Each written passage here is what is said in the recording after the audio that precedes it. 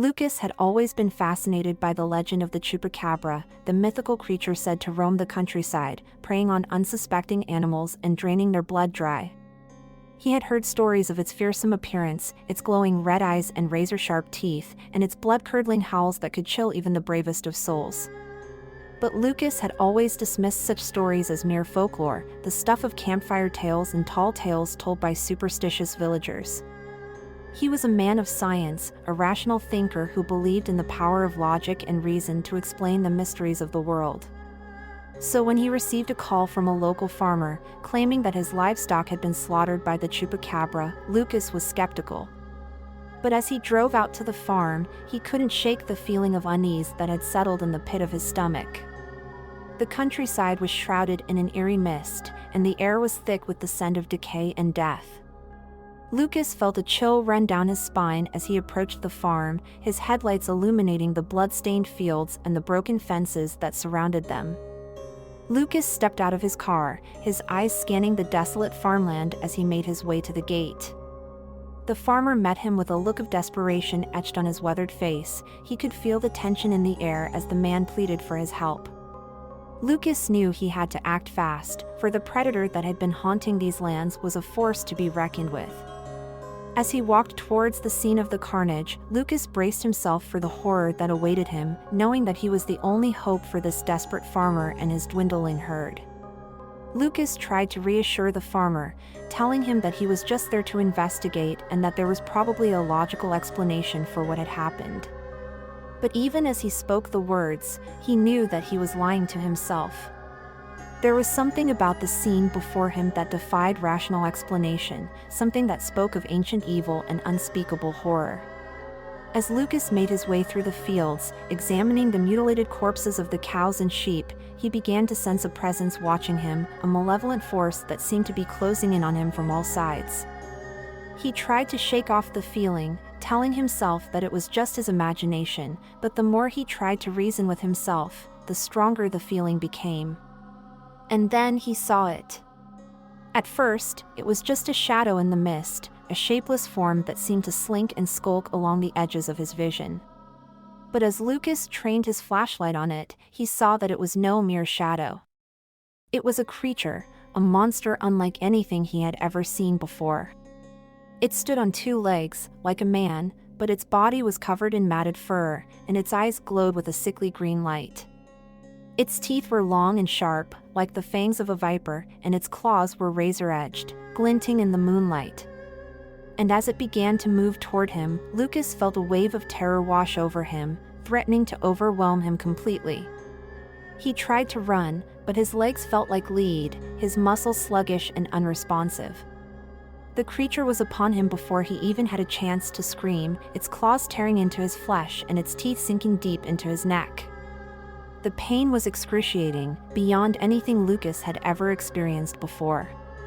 It felt like his entire body was on fire, every nerve ending screaming in agony.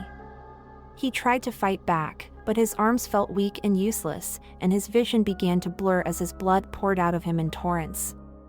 And then, just as suddenly as it had begun, it was over. Lucas felt himself slipping away, his consciousness ebbing as his lifeblood drained from his body. The last thing he saw was the creature standing over him, its eyes glowing with a sickly light, its fangs dripping with his blood. When Lucas woke up, he found himself in a dark, damp cave, his body racked with pain.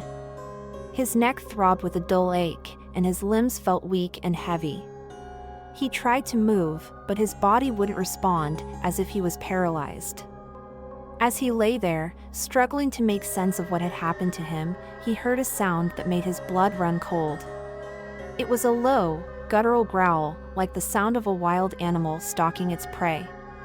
And it was getting closer. Lucas tried to scream, but his voice came out as a hoarse whisper. He could see the creature now, its eyes glowing in the darkness like two fiery orbs. It stepped closer, and Lucas could see its razor-sharp teeth and the glint of its claws. He knew that he was going to die, and there was nothing he could do about it. He closed his eyes and waited for the end. But the end didn't come. Instead, the creature stepped back, its eyes flickering with an unreadable emotion. It seemed to be studying Lucas, its gaze intense and probing. For a moment, Lucas felt a glimmer of hope. Maybe the creature was going to spare him, to let him go. But then the creature lunged forward again, its teeth sinking deep into his flesh. This time, the pain was even worse than before.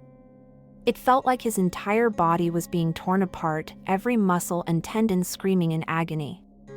He tried to fight back, but his limbs were still unresponsive, his strength drained away by the creature's venom.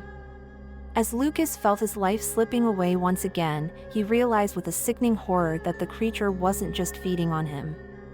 It was using him as a vessel, infecting him with its own monstrous essence, turning him into one of its own. Lucas tried to resist, to fight against the transformation, but it was too late. The creature's venom had already seeped into his veins, corrupting his very soul.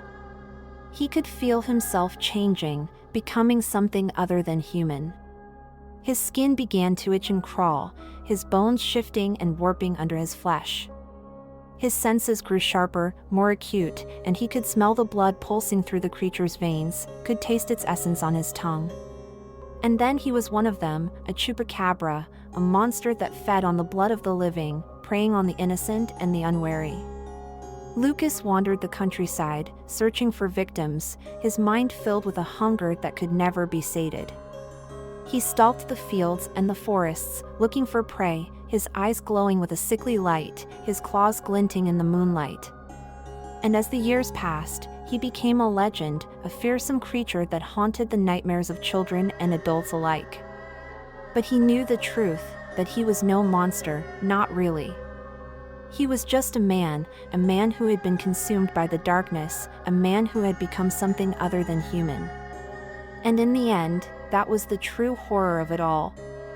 The horror of knowing that he had lost himself, that he had become a creature of the night, a Chupacabra, a monster.